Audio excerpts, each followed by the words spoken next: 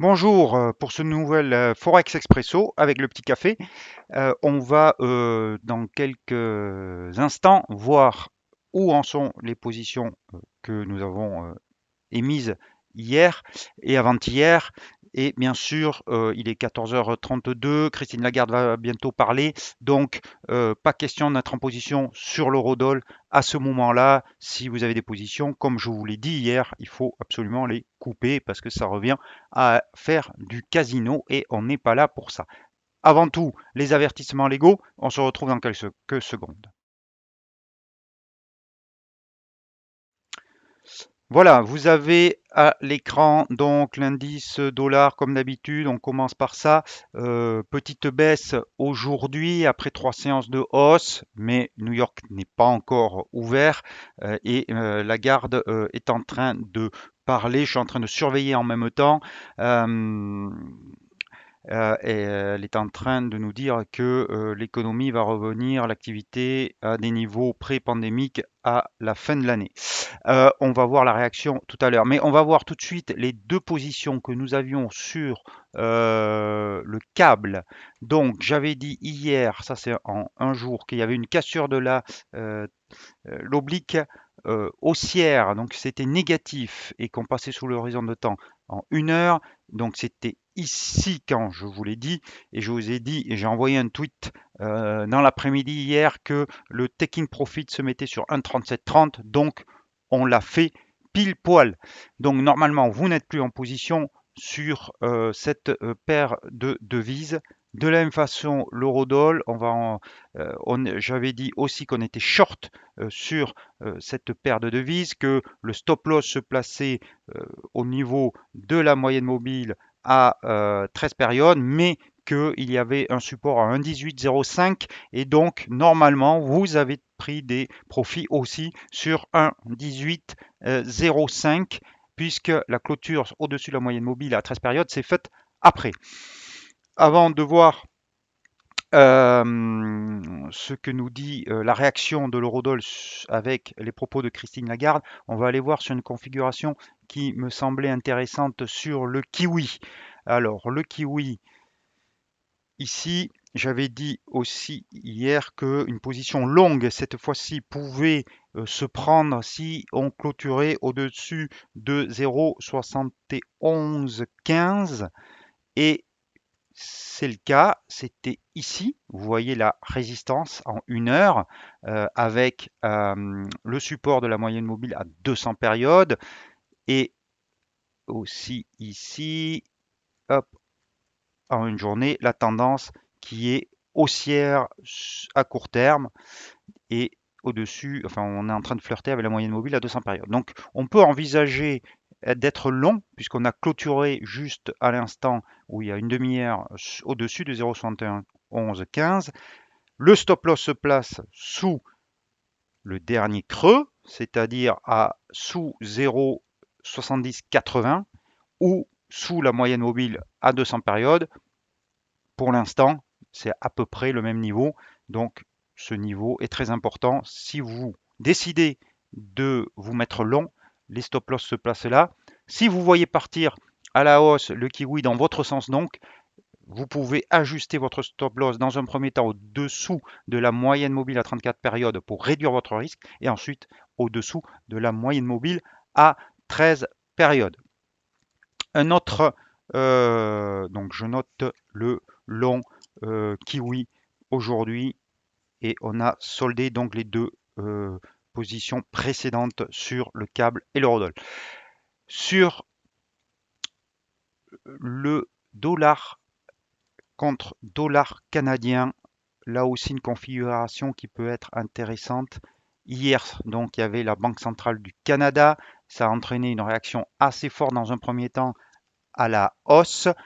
Il y a eu des prises de profit par la suite, mais malgré tout, les cours sont au-dessus des moyennes mobiles à 13 et 34 périodes, ainsi que la moyenne mobile à 200 périodes qui sert de support. Donc le stop, en tout cas l'inversement de tendance est sous 1,2480. C'est un peu bas, bien sûr, mais on va passer sur le 1 heure, donc tendance haussière hein, on n'a pas enfoncé de creux précédent, donc tendance haussière toujours valable là-dessus, pour moi en tout cas. Euh, donc, alors, soit vous avez pris position sur hier le dépassement des 1,2706 et c'était, puisque vous voyez que c'était une résistance, hein, résistance qu'on a touchée ici, qu'on a touché ici et qu'on a touché ici, et donc on a dépassé hier avant de le réintégrer. Donc vous avez pu vous mettre long sur la clôture, je parle toujours qu'il est essentiel d'attendre une clôture, hein, je le dis toujours, à 1,27 25. Si vous êtes long, ça s'entend, ça se comprend. Le stop loss se place sous la le plus bas de l'annonce de la Banque du Canada et vous pouvez viser, c'était 1,29, hop, là-dessus, 1,29,57 ou au moins ce niveau-là des 1,28,30 de façon plus conservateur, donc conservatrice. Euh, donc en 1 heure, on reste long, on vise les 1,28,30 et le stop loss sous 1,26,45. Je note aussi pour pouvoir le suivre. Objectif 1,28,30. On verra ce qu'il advient. Alors, on va se repositionner euh, sur l'eurodoll. Hop, pour voir la réaction. Alors, pour l'instant, on est sur une horizon de temps 1 heure. Pour l'instant, donc, l'euro-dollar part à la baisse, mais Christine Lagarde n'a pas fini de parler. Alors, c'est exactement la même réaction qu'on a eue sur toutes les devises depuis une semaine, chaque fois que le focus est fait sur elle. Le dollar australien est parti à la baisse après la Banque centrale d'Australie. Le dollar canadien est parti à la baisse après la Banque du Canada et le dollar américain est parti à la baisse après les chiffres du chômage de vendredi aux États-Unis. Pourquoi? Parce que, en fait, euh, les banques centrales elles sont un petit peu coincées. Savoir qu'il y a de l'inflation, mais donc les marchés attendent, se basent uniquement là-dessus, et les marchés attendent une vive réaction des banques centrales, en tout cas un début de tapering à chaque fois, plutôt que ce qui était envisagé. Mais ce que les marchés ont un petit peu occulté, c'est qu'il y a toujours le variant Delta et les chiffres économiques qui sortent sur la croissance ne sont pas très bons et donc les banques centrales préfèrent différer un petit peu leur appel de durcissement de leur politique monétaire euh, et ça contrecarre un petit peu les anticipations des analystes et des marchés. Alors pour la BCE, ça risque peut-être d'être un petit peu différent parce que vous savez que l'objectif, en tout cas officiel de la BCE, la mission de la BCE, c'est de contrôler l'inflation. Donc si elle se base que sur ça, effectivement, il faut qu'elle fasse un début de tapering assez précoce. Euh, Ceci étant, elle est bien obligée aussi de tenir compte du chômage et des chiffres de croissance pour ne pas être accusée d'étouffer la croissance dans l'œuf. Donc, c'est pas le cas. Cette mission de la BCE très spécifique sur les prix hein, qui viennent de la tradition allemande monétariste, elle n'est pas, c'est pas la même chose pour la Fed qui, elle, doit tenir compte aussi de la croissance dans sa mission et des autres banques centrales. Hein. Donc, c'est vraiment spécifique à la BCE et c'est pour ça que euh, peut-être que, peut-être que le discours de Christine Lagarde sera plus axé sur l'inflation que les autres banques. En tout cas, pour l'instant, on a la même réaction, une baisse qui reste très limitée, très légère. Vous voyez même que ça remonte un petit peu. Ce que je vous conseille, moi je ne vais pas vous donner là de conseils de position aujourd'hui, mais si vous voulez en prendre, euh, il vaut mieux attendre la fin du discours de Christine Lagarde, au moins une demi-heure avant de se positionner, parce que la réaction des marchés est des fois contrecarrée euh, un peu plus tard par une réaction inverse une fois qu'ils ont digéré les informations données. Euh, Là, la BCE est en train de donner ses objectifs d'inflation en légère hausse par rapport euh, à ce qui était prévu jusque-là, mais ça reste tout à fait dans les cordes de l'acceptable. C'est pour ça d'ailleurs, vous voyez que l'euro-dollar est en train de baisser. En tout cas, sur l'euro-dollar, 1,18, 1,1805 à surveiller. Si on casse, on ira très certainement plus bas. Donc une clôture maintenant sous 1,18, 1,1805 euh, pourrait donner lieu à une vente un peu plus prononcée vers 1,17. Euh, donc surveiller en une heure la clôture sur par rapport à 1,18. Si on avait par contre à nouveau une bougie de retournement, on pourrait se positionner à l'achat. Mais pour l'instant, on a une bougie rouge, donc pas question de se positionner à l'achat, même au contact des 1,1805. On va aller voir, hop, on va aller voir les autres paires de devises. On a vu le dollar CAD, on a vu le kiwi, on a vu le câble hein, qui est en train de remonter, donc plus question de prendre de position là-dessus après le marteau d'hier. Euh, Marteau figure de retournement en chandelier japonais. Le dollar suisse, alors le dollar suisse, on a une, j'avais dit que si on clôturait au-dessus de 0,92, on pouvait se positionner à la hausse. Alors ça a été le cas, aujourd'hui on revient sur 0,92. Le problème c'est que la clôture s'est fait tellement proche de la résistance suivante que le risk-reward n'était pas bon, donc malheureusement il n'y a pas de possibilité là-dessus. Dollar suisse, on vient de le voir, on n'a pas vu l'OSCI.